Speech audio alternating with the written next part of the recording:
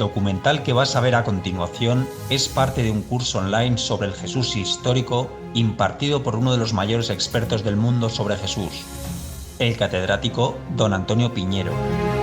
Este curso lo encontrarás solo en televisiónconsciente.com.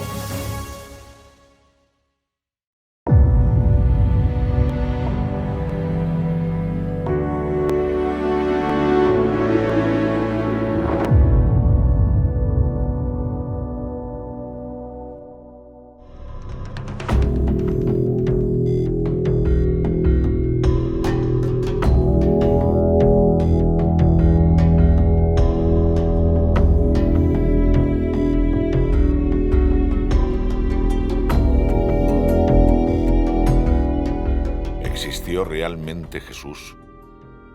¿Quién era? ¿Qué podemos saber de su personalidad? ¿Tenía hermanos?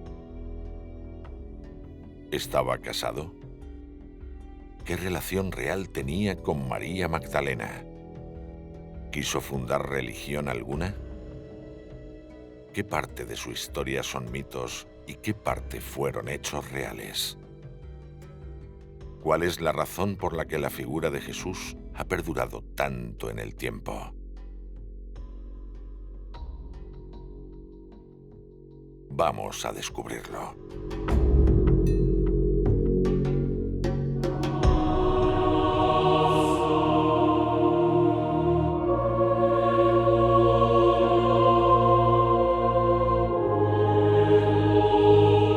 Jesús de Nazaret es probablemente el personaje que mayor relevancia e impacto ha tenido la historia.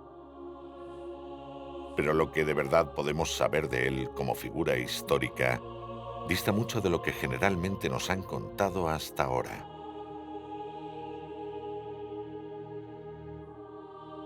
Analizamos con uno de los mayores expertos del mundo, el catedrático don Antonio Piñero, la vida y pensamiento del personaje histórico, más allá de interpretaciones, mitos y leyendas.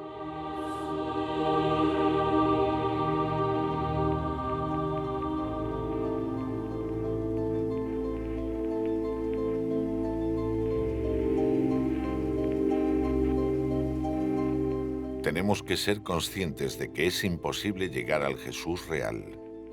Por eso hay que hacer una distinción entre el personaje de carne y hueso que vivió en todas sus dimensiones, el Jesús histórico, que no es más que una aproximación al primero a través de la ciencia histórica, y el teológico, que es el interpretado a través de la religión. El Jesús histórico al que nos vamos a acercar en este documental responde a una reconstrucción hipotética del personaje a través de las fuentes escritas como los Evangelios, el resto del Nuevo Testamento o las referencias de historiadores.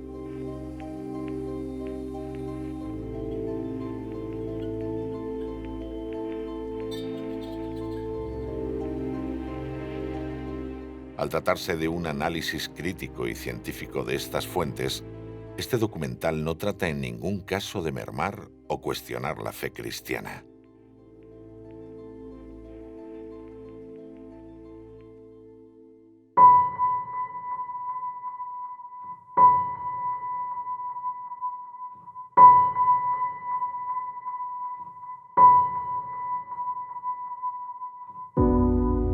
Para poder comenzar con el acercamiento al Jesús histórico y poder resolver las dudas que nos planteamos, Antonio Piñero, quien ha dedicado toda una vida a la investigación de Jesús, plantea unas fórmulas para verificar la historicidad de los hechos y dichos de Jesús.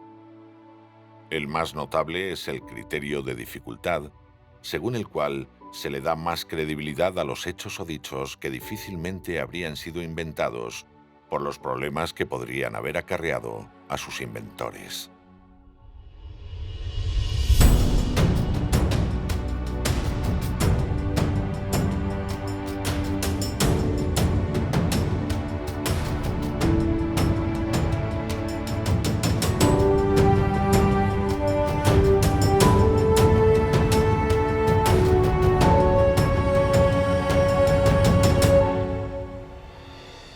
A mí la figura de Jesús de Nazaret como un historiador profano pero muy respetuoso con las creencias de la gente que son auténticamente sensata, no súper frenética.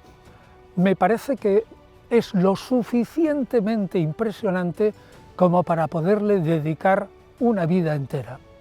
Y si se me pregunta qué es dentro de esa vida entera de estudio sobre el personaje lo que más te llama la atención, yo diría que es la entereza, el fin clarísimo que tiene, cómo es absolutamente consecuente con todas sus ideas, cómo de una manera verdaderamente asombrosa predica algunas ideas que han impactado en la historia de la humanidad en ese momento, como por ejemplo el amor a los enemigos.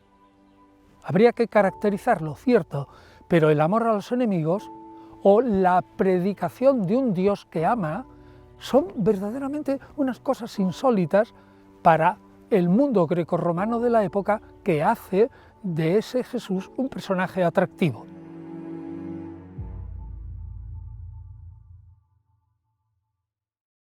¿Existió Jesús?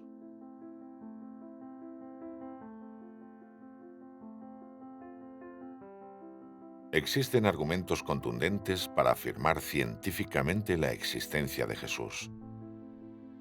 Hay dos principalmente.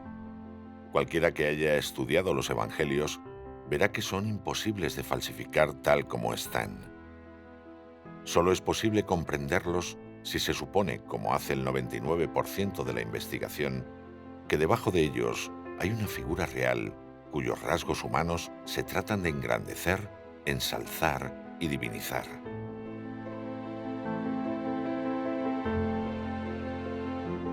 Cada evangelista lo hace como puede o siente, siguiendo sus propias normas, con lo que el resultado real está lleno de errores y contradicciones que nos alejan del Jesús histórico. En conjunto, el Nuevo Testamento es la mejor y más cercana fuente para aproximarnos a la figura histórica de Jesús, a pesar de su talante literario y a veces legendario.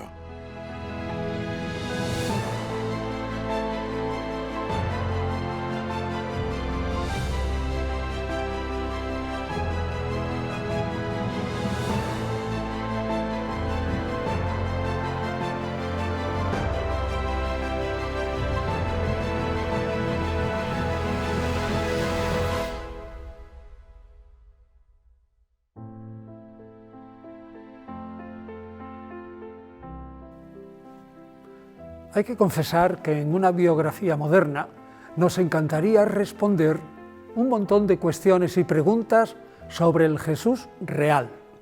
Es decir, ¿era alto, era bajo, gordo, flaco, de pelo rubio, qué color tenían los ojos, qué le gustaba de comer, si se enfadaba con sus amigos, si tenía muchos amigos, si vivía en un pueblo un poco más grande, más pequeño, qué tal se trataba con su familia, qué tal trataba a sus hermanas, qué vestido le gustaba. Nada de eso, absolutamente nada, de lo que es el auténtico Jesús real, que en muchas biografías de hombres famosos, o por ejemplo, gente famosa del rock o algo así, se le da una cierta importancia. Nada de eso, digo, lo transmiten los evangelistas, y por lo tanto nosotros nos quedamos sin saberlo. Y todas las generaciones posteriores pueden imaginarse a Jesús como les dé la gana, porque no hay manera de encontrar un dato fehaciente sobre Jesús y sobre ninguno de sus discípulos.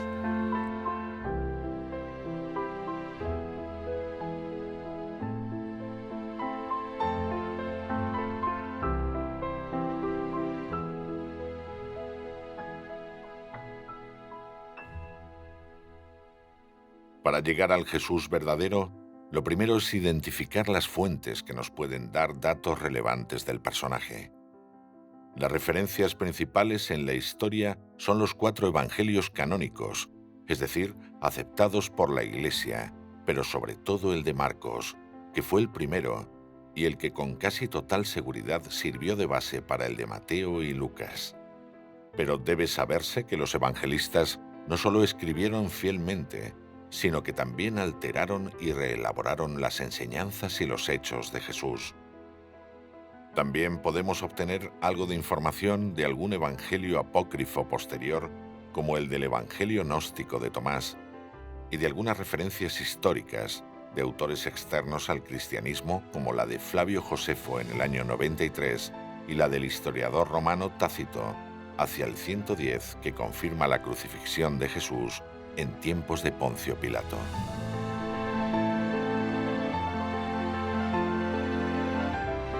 Los hechos que vamos a relatar comienzan en el año 6 a.C., seguramente en Nazaret, con el nacimiento de Jesús. Hasta el año 28 aproximadamente tienen lugar los años perdidos, de los cuales poco se sabe. Hacia el año 29 comienza su vida pública y muerte en la cruz. No mucho tiempo después, quizás abril del año 30. Tras la crucifixión y durante los 40 años siguientes, se va contorneando una tradición oral entre los primeros cristianos acerca de Jesús. Sus discípulos y seguidores narraron los dichos y hechos del personaje en distintas regiones próximas a Jerusalén. Los evangelios se forman en base a esta tradición oral que no señalaba el marco cronológico o geográfico de lo que hizo o dijo Jesús, por lo que su reconstrucción se hace especialmente complicada. En estos años comienza a haber algunas fuentes escritas de las que no tenemos pruebas físicas, como la fuente Q, que recogió hacia el año 50 dichos de Jesús, sobre todo en Galilea.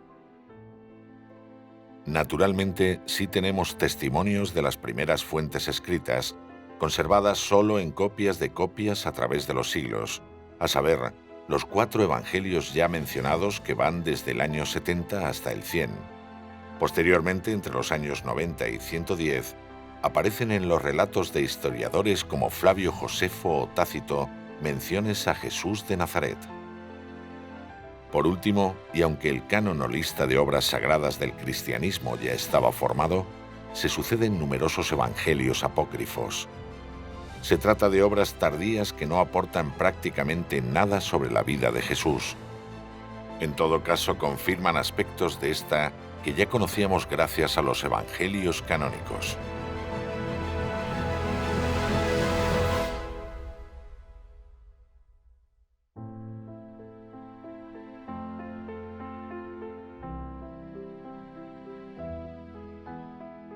Comprendiendo esta evolución de las fuentes tras la muerte de Jesús, tanto orales como escritas, y cómo se presentan los acontecimientos, podemos entender la gran dificultad de acercarnos al personaje histórico, separando la realidad de lo fantasioso, movido por el deseo de ensalzar y magnificar al personaje hasta llegar a su divinización.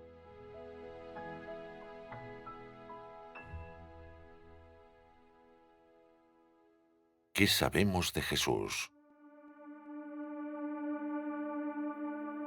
Jesús nació en tiempos de Herodes el Grande, como afirman 2 de los evangelios canónicos, por lo que su nacimiento debió ser antes del 4 a.C., fecha en la que murió este rey, según los escritos del historiador Flavio Josefo. A esta fecha debemos añadir 1 o 2 años más en los que Jesús vivió en Belén, antes de la matanza de los inocentes. Por tanto, según estos datos, Jesús nació en el año 5 o 6 a.C. Queda claro entonces que nuestra manera de contar los años es errónea. Este error responde a una equivocación de un monje llamado Dionisio el Exiguo, al que le fue encargada la tarea de establecer un sistema común, tanto para Oriente como para Occidente, de cómputo del tiempo, de tal manera que toda la cristiandad celebrase la Pascua el mismo día.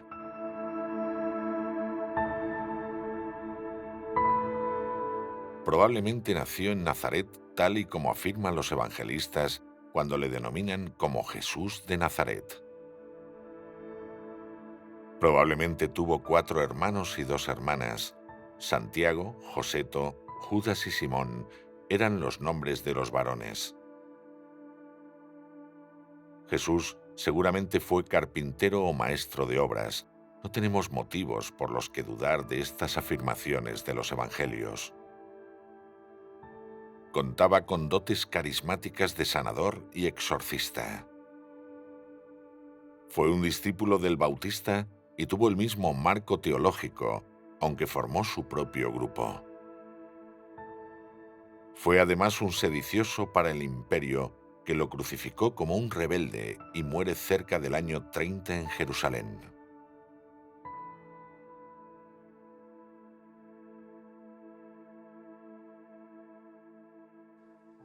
Otro aspecto interesante de la personalidad humana de Jesús es el Jesús casi siempre seguro de sí mismo que en algún momento tiene angustia. Tenemos la escena del huerto de Getsemaní, sobre todo en el Evangelio de Lucas, cuando Jesús, que presiente que de alguna manera pues vienen los romanos y los jefes de los judíos pisándole los talones y que van a por él, escoge a 3 discípulos amados, Pedro, Santiago y Juan, se aparta de los demás y se aparta de ellos a su vez y se dedica a orar. Según el Evangelio de Lucas, tiene un sudor de muerte, es decir, que de alguna manera, eso se ha explicado médicamente, de alguna manera suda un líquido que parece que son gotas de sangre y se dan casos de esos en extrema angustia. Otros manuscritos, sin embargo, no tienen esa frase. Bien, de cualquier modo, aunque realmente no todos los manuscritos sean testimonio de un sudor de sangre, sin embargo, Jesús está extremadamente angustiado, y tan angustiado que le pide a Dios, y eso sí, está en la oración, que si es posible, aparte de él esa muerte horrorosa que le va a venir encima.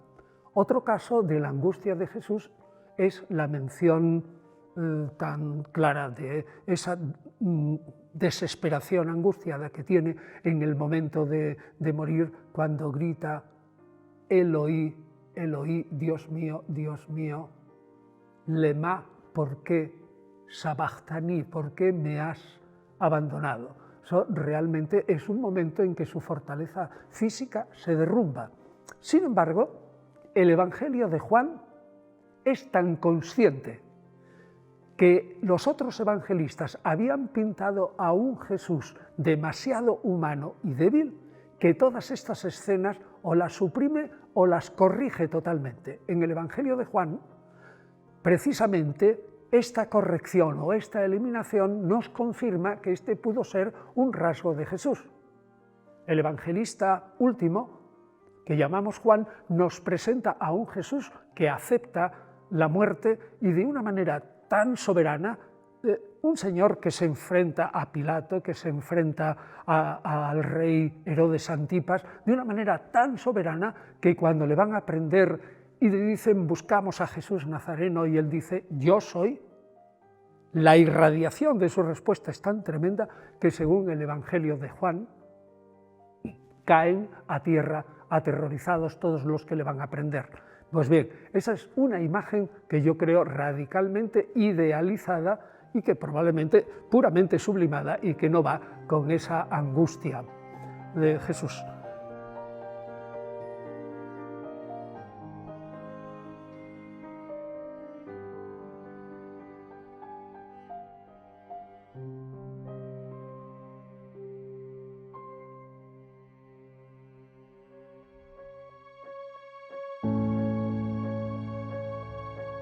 Sobre el mensaje de Jesús.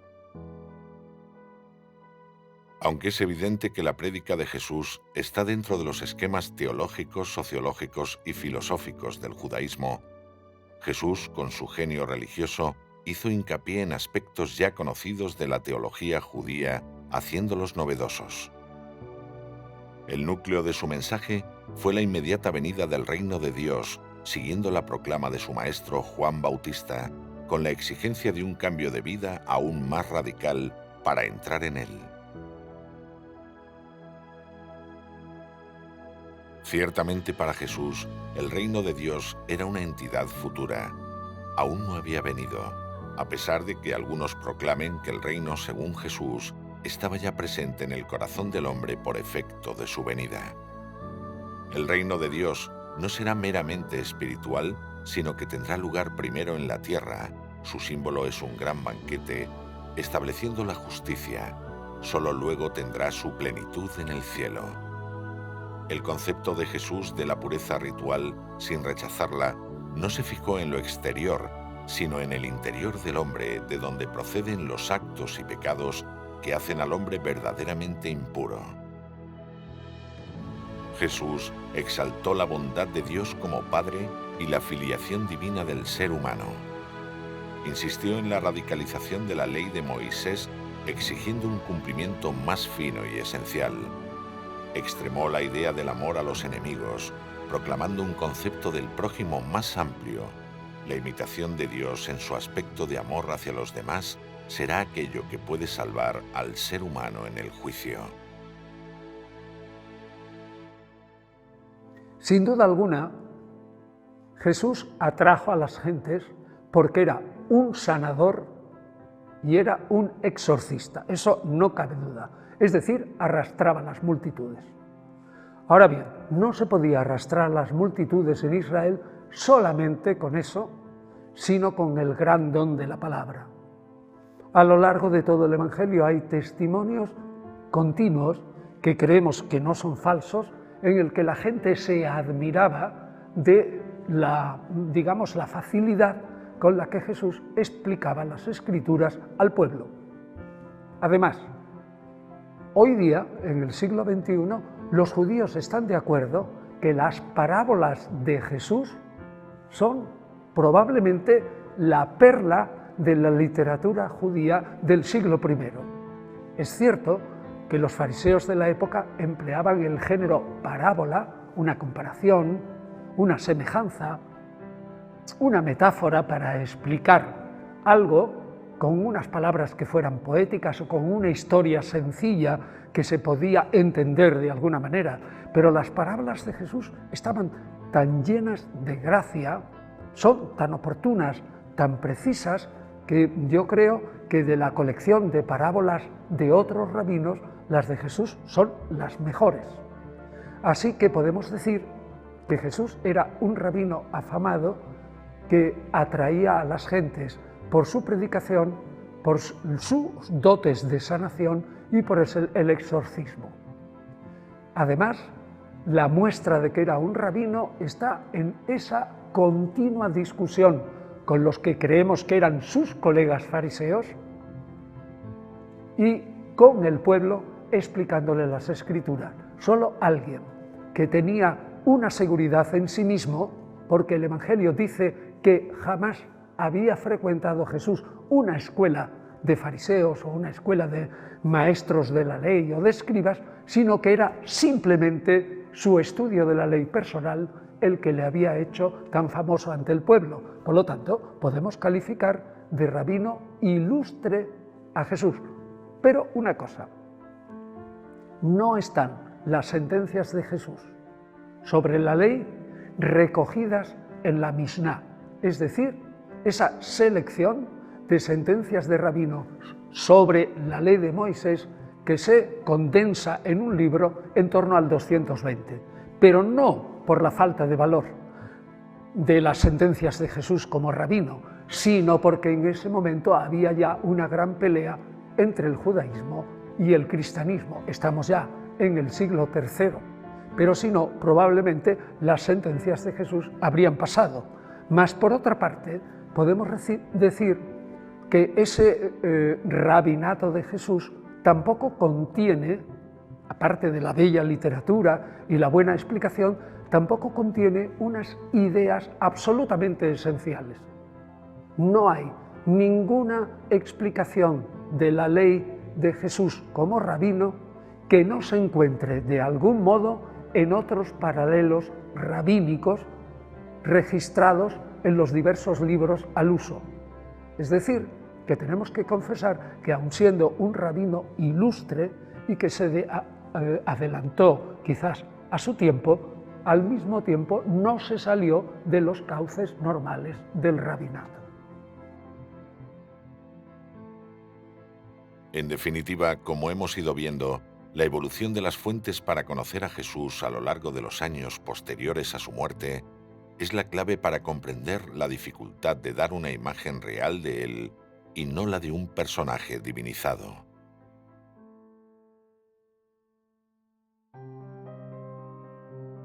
Contexto político, histórico y social. Las obras del Nuevo Testamento responden a una ideología y una situación histórica concreta. Uno de los temas que aborda es el contexto político, económico, social y cultural del judaísmo en el siglo I, que explica por qué fue relativamente bien acogido en Israel el mensaje de Jesús, de un pueblo elegido que había de entrar en el reino de Dios.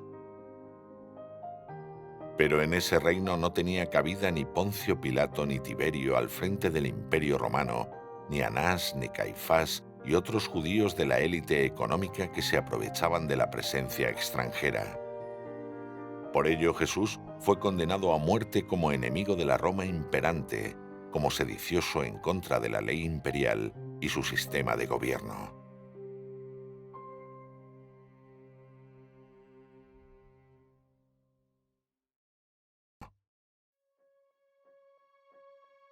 ¿Es el Nuevo Testamento el fundamento del cristianismo?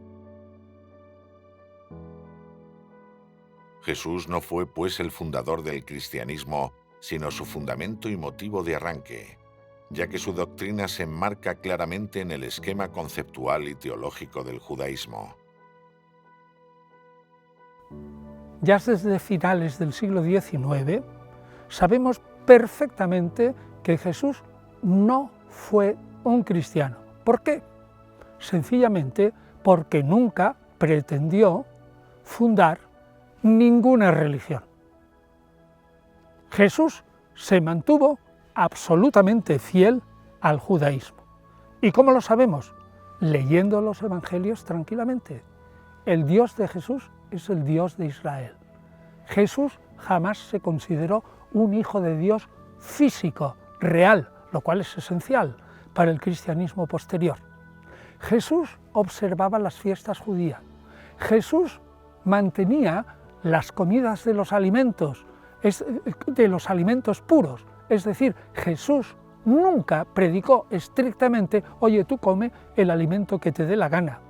La discusión que hay en el capítulo 7 de Marcos es entendible perfectamente cuando se dice que Jesús purificó todos los alimentos, no como un dicho auténtico del Jesús de la historia, sino como un comentario del evangelista.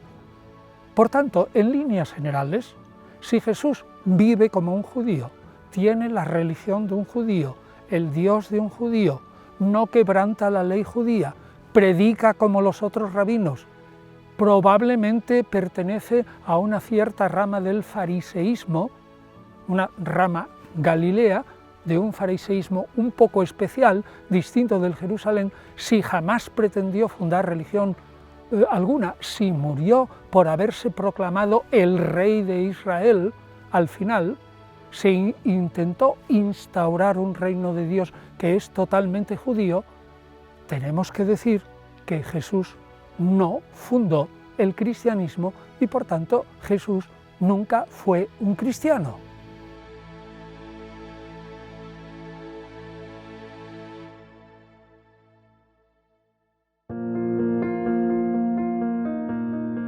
Nacimiento, educación y familia.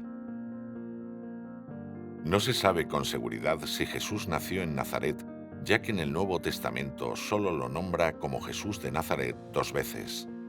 Tampoco podemos saber con seguridad la fecha de su nacimiento, pero es muy probable que naciera antes del fallecimiento de Herodes el Grande, en torno al año 6-5 a.C., pero nada se sabe del día. En realidad no sabemos históricamente si nació en Belén o en Nazaret, porque las fuentes para saberlo son los evangelios.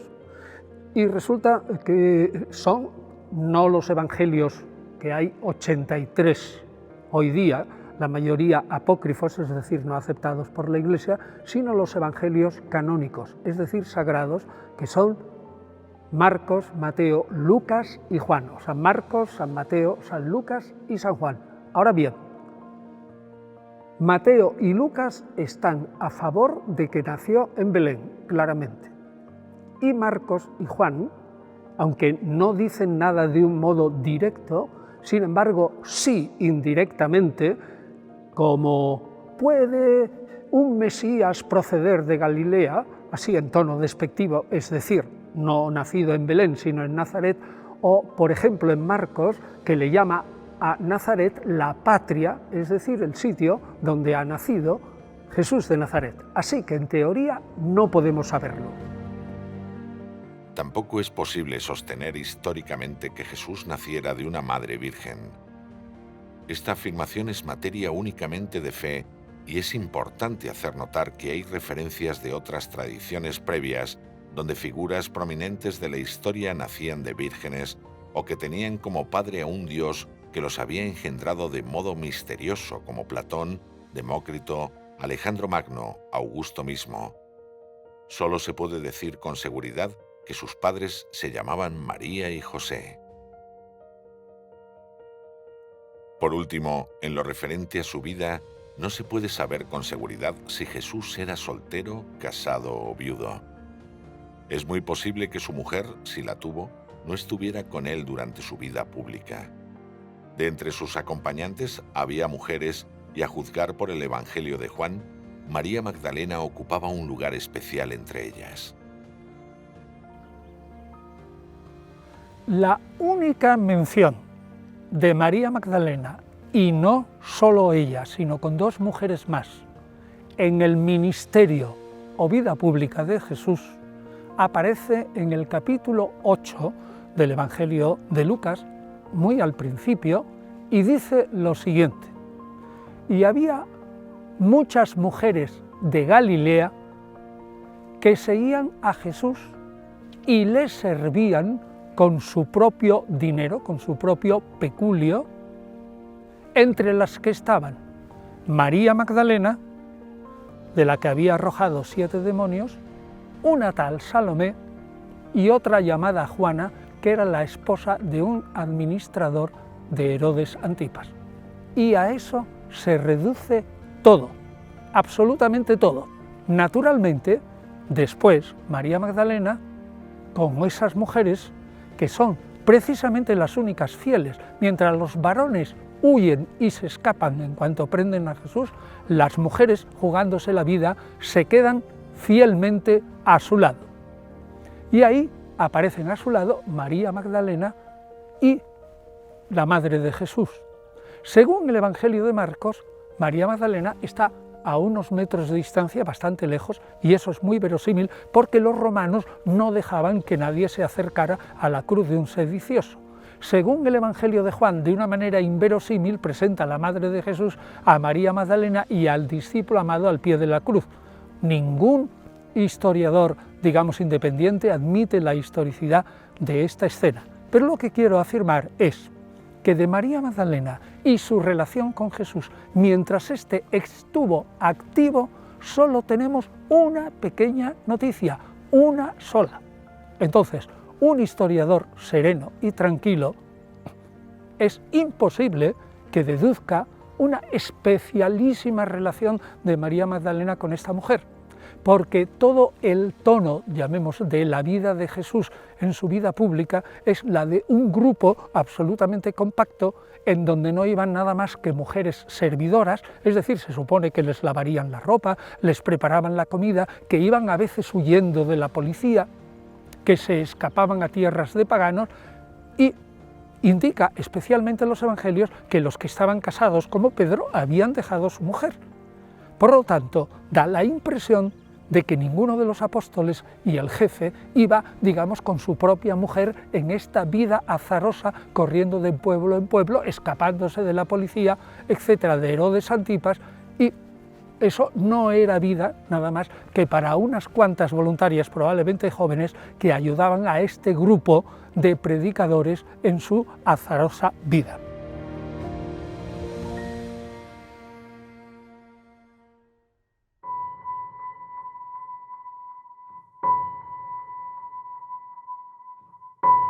A lo largo de este documental hemos podido ir respondiendo a las preguntas que nos planteamos al principio. Podemos comprender la dificultad de los historiadores para acercarnos al personaje de Jesús desde la evolución de las fuentes, tanto orales como escritas, como la traducción de los textos originales o la influencia del cristianismo que acaba divinizando al personaje. Sin embargo, para el historiador Antonio Piñero, la figura de Jesús es lo suficientemente impresionante como para dedicarle una vida entera de estudio, tanto en sí misma como en el impacto que ha causado a lo largo del tiempo en diferentes generaciones. Más allá de mitos y verdades, para el profesor Piñero son en cualquier caso muy destacables la entereza de Jesús, su clara conciencia profética, el fin claro que tenía, la consecuencia con la que condujo su vida e ideas hasta el final, y cómo arrastraba a las muchedumbres predicando de forma simple y directa sus nuevas ideas, que han generado un impacto enorme en la historia de la humanidad hasta hoy.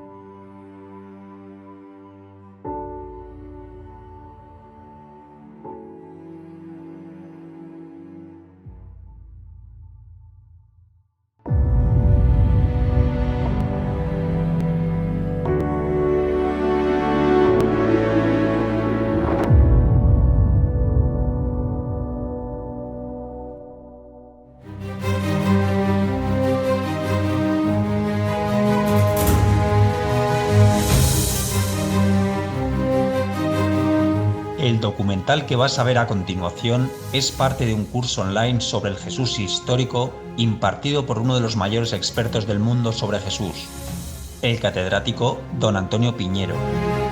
Este curso lo encontrarás solo en televisiónconsciente.com.